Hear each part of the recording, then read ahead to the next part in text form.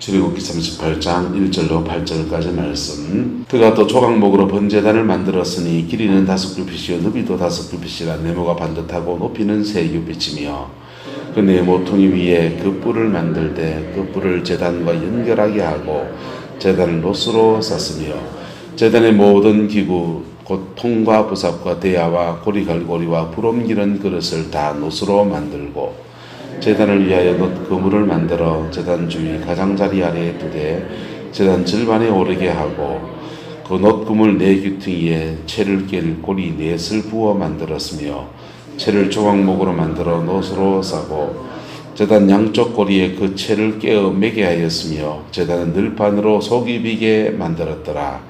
그가 놋으로 물두멍을 만들고 그 받침도 놋으로 하였으니 곧 회막문에서 수종들은 여인들의 거울로 만들었더라. 아멘. 이 두 가지 은총의 역사가 저와 여러분 영혼 속에 온전히 이루어지게 되기를 예수 이름으로 축복합니다. 우리가 계속 성막에 대해서 나누고 있는데요. 이 성막에 대해 나누는 것이 충분하지 않고 여러분의 영혼 속에 이 성막이 지어져야 합니다. 할렐루야. 지어진 만큼 하나님 여러분을 쓸 수 있어요. 내 영혼 속에 성막이 없는 사람은, 영적인 성전이 안 된 사람은 하나님께 쓰임받지 못해요. 쓰임받지 못하고 그냥 교회 다니는 사람입니다. 이게 없는 사람은 심지어 천당도 못 가요. 성령이 그 안에 계시지 않는데 어떻게 천국을 가요? 그래서 이 성전은 실제로 우리 안에 지어져야 되는 겁니다. 할렐루야. 지어지는데 이 성전이 지어지는 모습은 3가지 모습이 있습니다. 뜰이 있고 성소가 있고 지성소가 있고 가장 깊은 것은 지성소의 영성이 그 사람 안에 세워진 사람이에요. 그 사람의 특징은요, 영이 깊이 들어가 있죠. 그런 사람의 특징은 뭐냐? 지성소 신앙의 특징은 따라합시다. 사랑입니다. 지성소 신앙의 특징은 사랑이에요. 그럼 성소의 신앙이 있는 사람이 있습니다. 성소의 신앙의 특징이 뭔지 압니까? 따라하고 주께 충성합니다. 충성해요. 뜰의 신앙은 뭔지 압니까? 뜰의 신앙은 따라합시다. 십계명의 말씀을 붙들고 삽니다. 여러분, 십계명의 말씀을 붙들고 사는 거예요. 할렐루야. 여러분, 계명의 말씀을 붙들고만 살아도 기도 하나도 안 해도 복 다 받습니다. 기도 안 해도 돼요. 십계명의 말씀 붙들고 살면 기도 안 해도 복 받습니다. 왜 그런지 압니까? 계명의 말씀 붙들고 살면 일반 은총 안에서 복이 열리거든요. 세상 사람들도 기도 안 해도 복 받습니까? 안 받습니까? 세상에도 기도 안 해도 복 받는 사람 많잖아요. 맞습니까? 맞습니까? 시장 안에 장사하시는 분들 보세요. 여러분, 기도 생활 안 하고 예수 안 믿어도 복 받는 사람 많이 있습니까? 없습니까? 부지런하고 성실하고 남은 속이고 살아가면 하나님 복 주신다니까. 성전 뜰의 신앙은 기도로 복 받는 게 아니에요. 성전 뜰의 신앙은 십계명의 말씀을 붙들고 살기 때문에 복이 되는 거예요. 심은 대로 거두는 복이 오는 겁니다. 할렐루야. 기도의 복은 어디서부터 오느냐? 성소의 신앙에서부터 와요. 기도의 신앙은 거기 분향단이 있어서 기도하면 응답하시고 역사하시고, 그 신앙은 기도의 응답의 세계는 성소의 신앙에서부터 펼쳐지는 거예요. 그래서 이 뜰의 신앙에 2가지 중요한 성전의 기구가 있는데 그게 뭐냐 하면 하나는 번제단이고 또 하나는 물두멍입니다. 할렐루야. 뭐라고요? 번제단과 물두멍이에요. 번제단과 물두멍은 둘 다 정결을 말해요. 뭘 말한다고요? 정결. 깨끗해지는 걸 말합니다. 세상의 죄로부터 깨끗해지는 걸 말해요. 그런데 번제단의 정결함과 물두멍의 정결함은 좀 성격이 달라요. 번제단의 정결함은 세상에서부터 들어와서 첫 번째 딱 부딪혀서 죄를 회개하는 거라면, 물두멍의 정결함은 번제단을 섬겼던 제사장들이 성소로 들어가기 위해서 손을 씻고 들어가는 거예요. 무슨 말이가 됩니까? 그래서 번제단의 정결함은 세상과 신앙 사이에, 교회 사이에 경계선에 있는 거예요. 물두멍의 정결함은 뜰과 성소 사이의 정결함을 있는 거예요. 그래서 물두멍의 정결함을 입는 것은 그 번제단을 지나온 사람들이 하는 거예요. 할렐루야. 예수님은 제자들의 발을 씻기시면서 이렇게 말합니다. 내가 너희의 발을 씻어주지 아니하면 너와 나와 뭐가 없다? 상관이 없다. 이러시는 거예요. 베드로한테.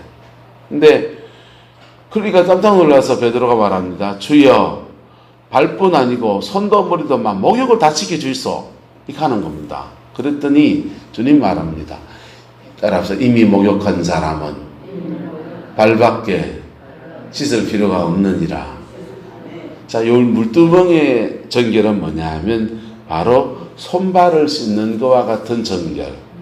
번제단의 정결은 온몸을 목욕하는 것과 같은 정결. 할렐루야. 이게 기본적인 1차적인. 사람들은 살아가면서 세상에 발을 딛고 살아가기 때문에 다 조금씩 잡음죄가 일어납니다. 눈을 헐릴 때도 있고 갑자기 혈기를 확 내서 상처를 줄 때도 있고 있어요. 그런데 그것도 정결해져야 된다, 안 해야 된다? 정결해져야 돼요. 정결해지는데 거기에 물두멍의 정결. 무슨 정결? 물두멍의 정결. 근데 물두멍의 정결은 그런 작은 것들을 정리하는 거예요. 그런데 번제단의 정결은요. 번제단의 정결은 피가 튀는 겁니다. 양이 죽고 그 피 안에서 불이 확 임해서 태우면서 정결해집니다. 이 두 가지 정결을 통해서 우리는 뜰의 신앙을 뛰어넘어서 성소의 신앙으로 나가는 길목에 딱 서 있는 겁니다. 이 두 가지 은혜가 저와 여러분 속에 온전히 이루어지게 되기를 예수 이름으로 축복합니다. 번제단의 정결은 중생의 역사이고, 그리고 정말 인생의 중한 죄를 지었을 때 그때 딱딱 가끔씩 경험하는 일이라 한다면 이 물두멍의 정결은 매일매일 씻어야 되는 거예요. 할렐루야. 매일매일 씻어야 돼요. 우리는 세상을 살면서 죄를 안 지을 수가 없는 존재로 살아갑니다. 접촉하고 살다 보니까 매일매일 손발 씻어야 되고, 교회 들어올 때마다 저거 찍 눌러가지고 손에 비벼가면서 이 소독을 해야 되고, 그렇게 누구 만나면 마스크 끼고, 이 마스크 전 하다 답답해 첫 마스크 쓰는데 쓰고 나면 집에 가서 빨고 관리를 해가면서 그래야 정결함을 유지해 갈 수 있는 것입니다. 그 은혜가 저와 여러분이 있길 축복합니다. 워즈만리라고 하는 중국의 순교자는 이 번제단의 정결을 따라 영원한 용서, 영원한 용서라는 거예요. 영원히 용서하셨다는 거예요. 우리의 죄를 예수를 믿고 영접할 때, 중생 거듭날 때 영원한 용서가 일어났다는 거예요. 그런데 영원한 용서를 받았는데도 살아가다 보면 하나님과의 교제가 막힐 때가 있다 없다. 교제가 막힐 때가 있는데 그때 그 막힌 교제를 회복시키는 용서를 이분은 교제의 용서라고 했어요. 무슨 용서? 교제의 용서. 이 교제의 용서가 일어날 때 우리는 그 영원한 용서를 받으면 마치 하나님하고 우리하고 언약의 관계가 되고 우리가 하나님 나라의 호적에 딱 옮겨진 것과 같아요. 호적에 옮겨졌는데 호적에 옮겨지면 쉽게 그 파낼 수 있습니까? 없습니까? 그 파낼 수 없지 않습니까? 그래서 영원히 우리의 죄를 과거, 현재, 미래의 모든 죄까지 다 용서하셨다라고 말씀하시는 거예요. 그래서 복음을 전하러 갔을 때 사람들에게 이렇게 말합니다. 예수를 믿으면 우리의 과거, 현재, 미래의 모든 죄를 다 용서해 주십니다. 맞습니까? 안 맞습니까? 맞는데 안 맞아요. 또 안 맞는데 맞아요. 과거, 현재, 미래의 모든 죄를 다 용서하셔서 하나님의 자녀로 받아주시는 거라. 이거 맞는 얘기예요. 그런데 그렇다고 순간순간 일어나는 자범죄를 그 안에서 그냥 다 용서해 주시고 아무것도 안 해도 그냥 그 해결되어지고 그건 아니에요. 매일매일 일어나는 작은 죄들을 주님 앞에 우리는 회개하고 용서를 받아야 돼요. 그럴 때 그거는 우리 영혼 속에 물두멍에서 일어나는 거라고요. 할렐루야. 영적인 물두멍이에요. 근데 이게 이렇게 온전히 세워지게 되면 하나님 거듭나서 중생하고 매일매일 하나님의 영과 교제하는 일이 일어나면서 그의 삶의 자리 안에 역사하던 사단의 역사가 뒤로 쭉쭉쭉쭉 밀려나가는 거예요. 밀려나가면서 삶의 자리 안에 하나님이 주는 회복의 역사가 일어나는 거예요. 그분은 어찌만 이런 삶의 회복의 역사를 그것을 생활의 용서 이렇게 표현했습니다. 그 생활의 용서라고 하지 않아도 되겠어요. 그냥 회복이라고 해도 되겠습니다. 삶의 자리 안에 하나님이 주는 회복의 역사가 확 펼쳐지는 거예요. 할렐루야. 그 은혜가 저와 여러분에게 있게 되기를 예수님의 이름으로 축복합니다. 그래서 우리는 매일매일 물두멍에 나가서 우리의 손발을 씻어야 합니다. 손발을 씻고 어디로 들어가야 됩니까? 성소의 신앙으로 올라서게 되기를 예수의 이름으로 축복합니다. 성소의 신앙으로 올라서야 돼요. 성소의 신앙부터는요, 하나님께서 그의 인생을 정말 제대로 축복하시는 역사가 펼쳐져요.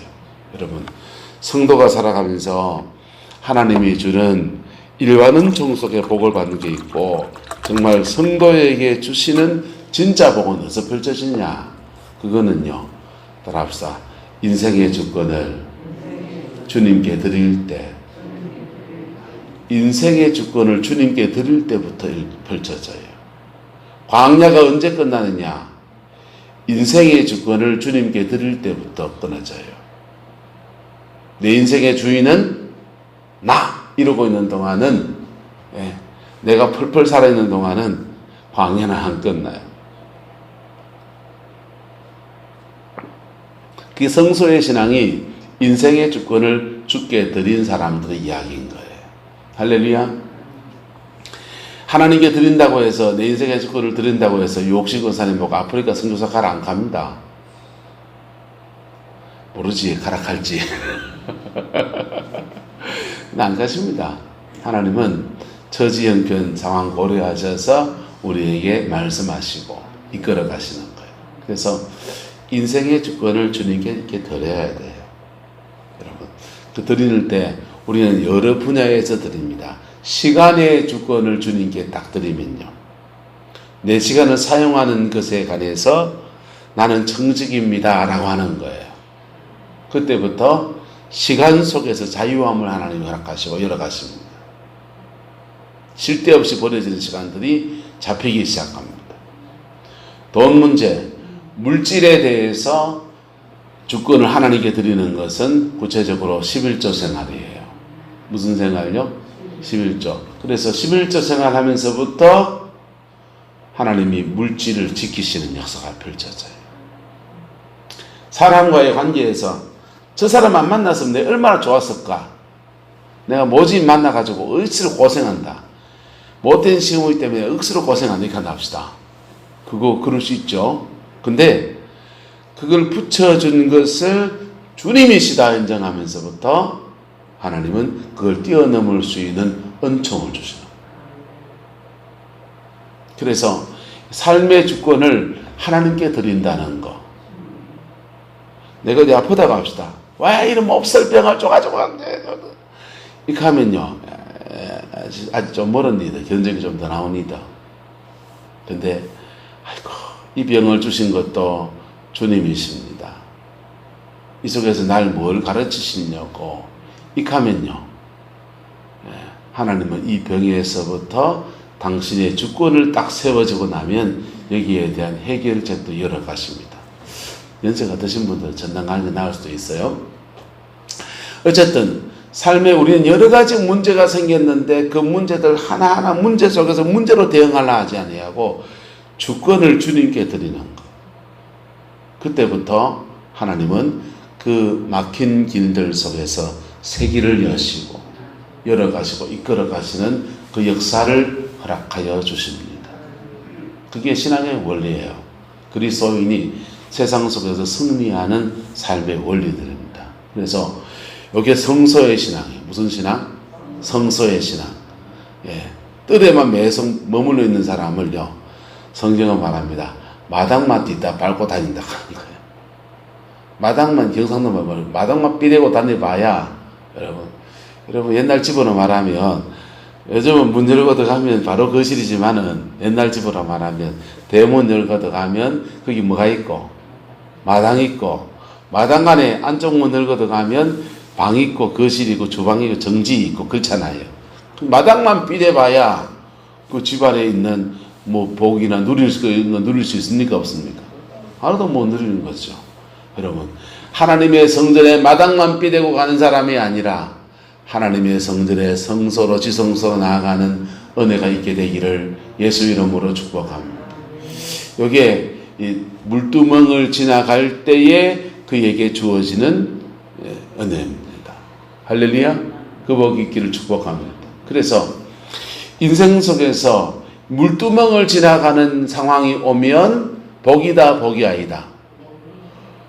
복이 될 수도 있고 안 될 수도 있고 받아들이게 나름이에요. 잘 받아들이면 복이에요. 잘못 받아들이면 뭘까요? 폐가 말려버리는 거예요. 인생 꼬이기 시작한다. 왜 적을 나한테 붙여줘가지고 내한테 이 고생시키고 얼마 때문에 죽겠고 어쩌고 극하고 있으면 폐가 말리기 시작하는 거예요. 그걸 뛰어넘어서 누구를 바라볼 때, 주님을 바라보고 있을 때, 그분의 주권을 인정하며 나갈 때 그는 그것을 디딤돌 삼아서 성수로 쑥 들어가 버리는 거예요. 예? 발에 걸리는 거침돌들을 디딤돌로 만들어가는 은혜 있기를 예수 이름으로 축복합니다. 그래서 성수로 쑥 들어가 버리는 거예요. 쑥 들어가면 그 성소 안에서 하나님이 주는 어마어마한 은총과 사랑의 역사가 펼쳐지는 겁니다. 부산에 있을 때 김모 목사님하고 갈등이 있었어요.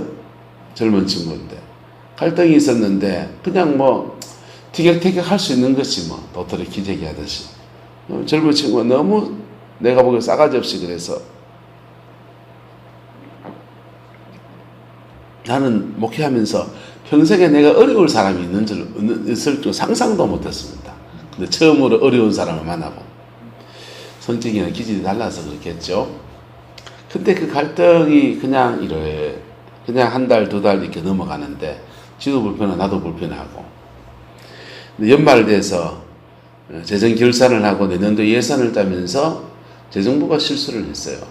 나는 거기에 부임한 지가 4년이 넘어갔고 전사로 부임해서 목사 한 수가 조금 늦었기 때문에 4년을 쓴데 계속 그 교회는 전도사를 전임 전도사를 써본 적이 없어요.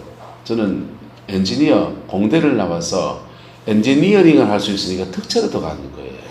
그래서 부목사 제 뒤에 후임자로 오신 분들이 다 부목사, 목사 안수 받수가 왔고 저는 홀로 전사였던 겁니다. 그래서 4년을 쓰면서 계속 동결돼서 전도사 사례비만 받고 살았어요. 그런데 드디어 이제 목사 안수를 받고 이제 호방이 올라가야 되는데 계산 착오가 일어나면서 그 친구랑 저랑 월급이 똑같아졌어요. 장가도 안 갔고 그 친구는. 기분이 되게 나쁘더라고.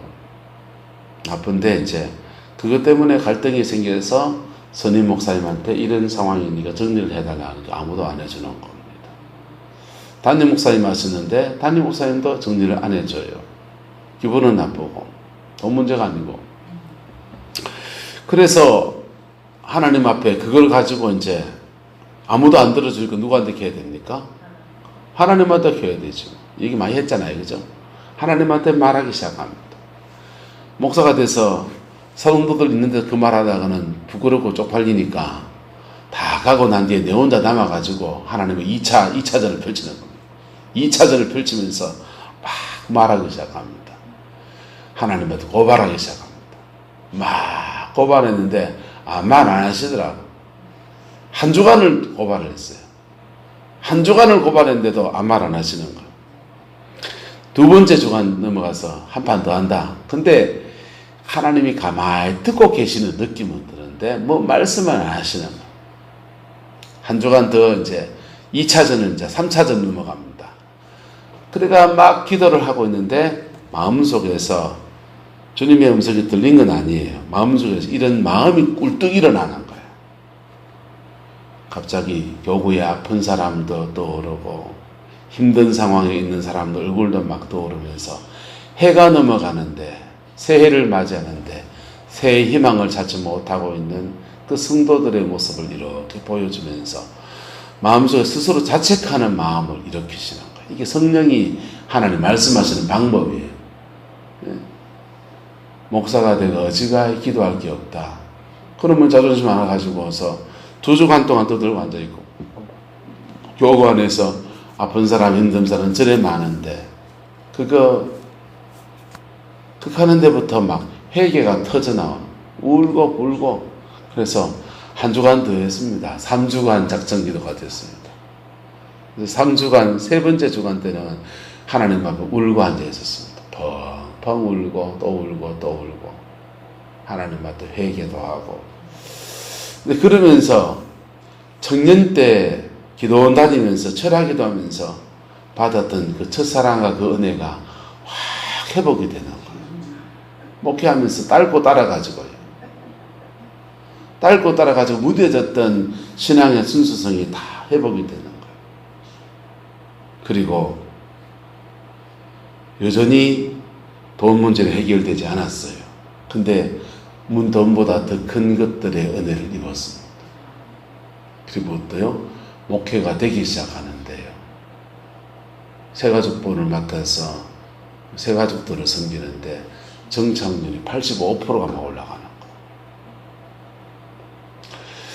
정말 말씀을 새가족반에서 공부하다가 영혼이 깨지는 걸 봐요. 이게 거듭나는 걸 진짜 본다고요. 아, 이게 목회구나.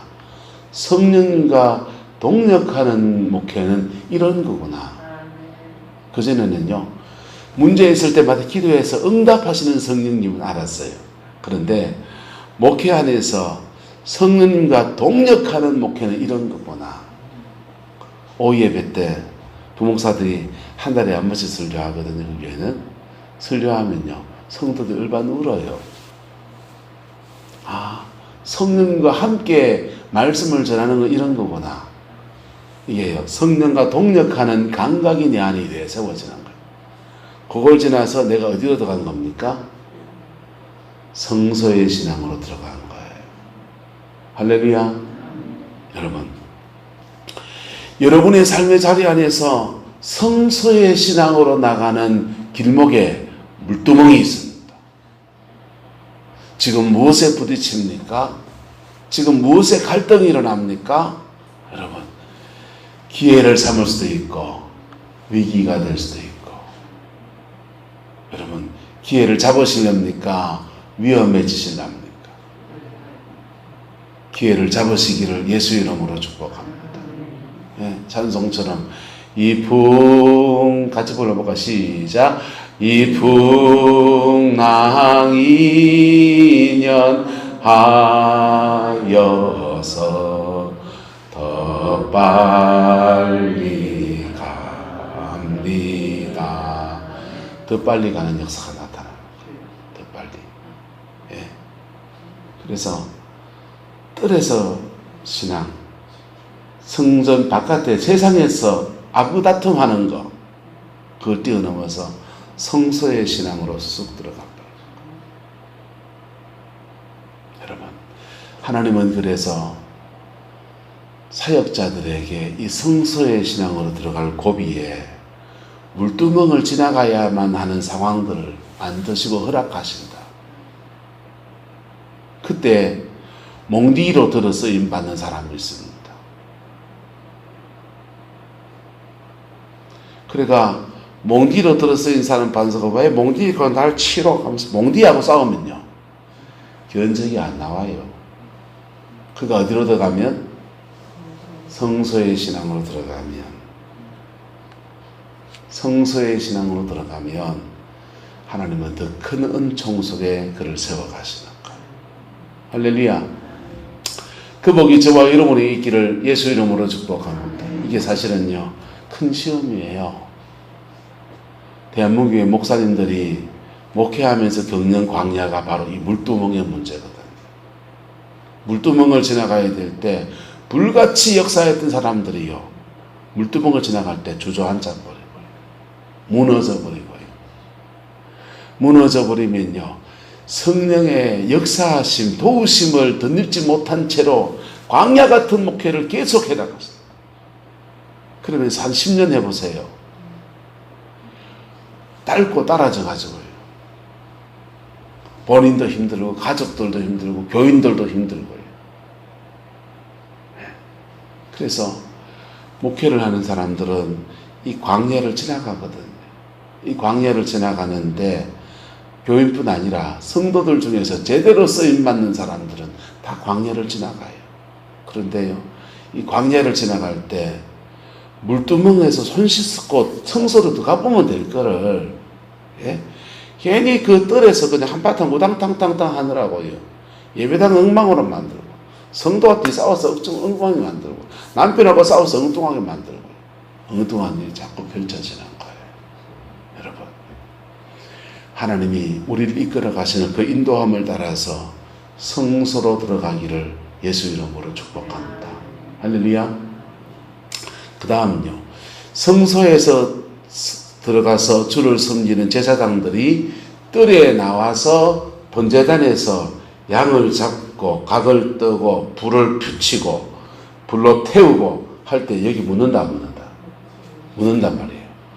요거를 물두멍에서 씻는 거예요. 요거를 물두멍에서 안 씻으면 어떻게 되느냐, 묻은 채로 성소에 들어가요.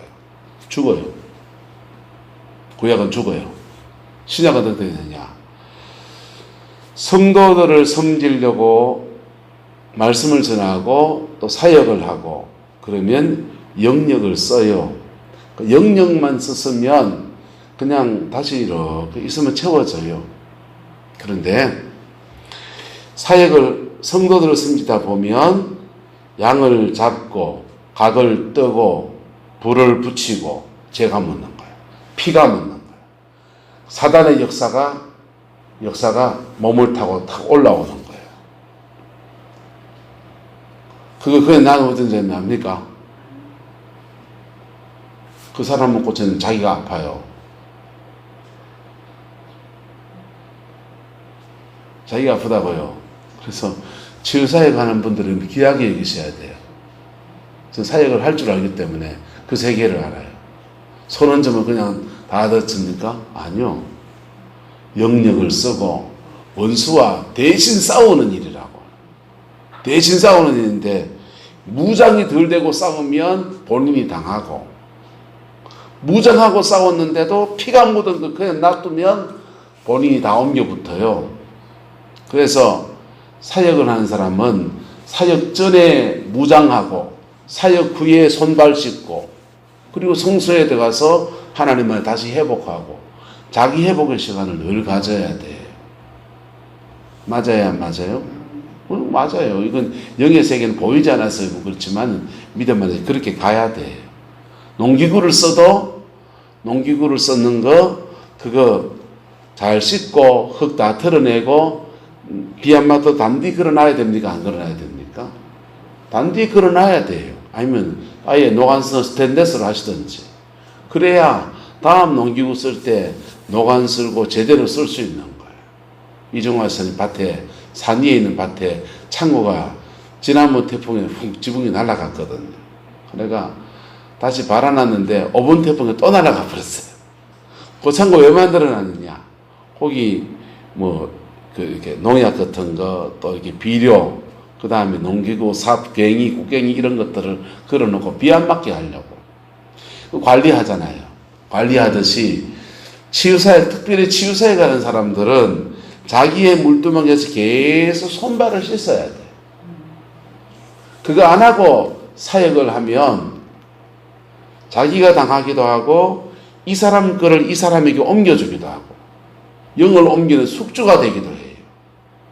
그래서 사역을 하는 사람은 연타를 막 사역하는 게 좋지 않아요.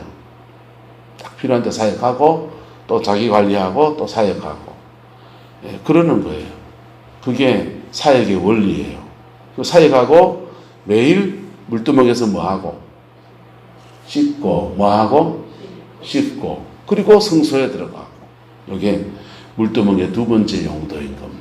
성소에 들어가는 믿음의 고비에서 물두멍이 있고 성소에서 나와서 뜰에 있는 신앙의 사람들을 섬기고 세우고 축사하고 병 고치고 이런 치유사역하고 다시 성소로 들어가는 고비에서 또 씻고 할렐루야. 그리고 성소에 들어갈 때 하나님이 주는 은총 속에 깊이 침잠하고 복을 받는 것입니다. 할렐루야. 여러분, 여러분의 신앙도 뜰의 신앙에서 성소의 신앙으로 나갈 수 있기를 주의 이름으로 축복합니다. 교회가요, 일꾼을 세워도 직분자를 세워도 사실은 성소의 신앙의 사람이 직분자가 돼야 돼요. 명예직이 아니거든요. 성소의 신앙의 사람이 직분자가 돼서 교회 일을 섬겨야 돼요. 뜰의 신앙의 사람들이 또는 세상의 가치관이 아직도 안 벗겨진 사람들이 교회에 사람을 또 막 세워놔 버리면요, 온 교회를 다 더럽혀 버리는 거예요. 이래 말하면서 나도 참 부끄럽습니다. 그냥 목사 한 수 더 받았지 뭐 알고 받은 게 아니거든. 근데 감사한 것은 목사 되고 난 뒤에 하나님이 거기에 맞게 훈련시킨다 안 시키신다. 거기에 맞게 훈련시키는 여정을 걸어가는 거예요. 그래서 광야를 지나서 훈련돼 가지고 그 직분 받을 거냐, 그 자리에서가 그 훈련 받을 거냐. 어쨌든 받아야 된다니까. 그 끝내고 싶습니까? 하나님의 주권을 인정하십시오. 예수님의 주권을 인정하십시오. 할렐루야. 그때부터 풀어집니다. 그때부터 돈도 풀리고요. 그때부터 관계에 막혔던 것도 풀어지고요. 그때부터 여러분이 하는 일들의 사역도 풀어집니다. 교복이 있기를 예수 이름으로 축복합니다. 기도하겠습니다. 좋으신 아버지 하나님, 번제단과 물두멍에 대한 말씀을 나누었습니다. 우리 영혼 속에 이 말씀이 이루어지게 하옵소서. 영혼의 물두멍이 세워지게 하옵소서. 영혼의 번제단이 세워지게 하옵소서.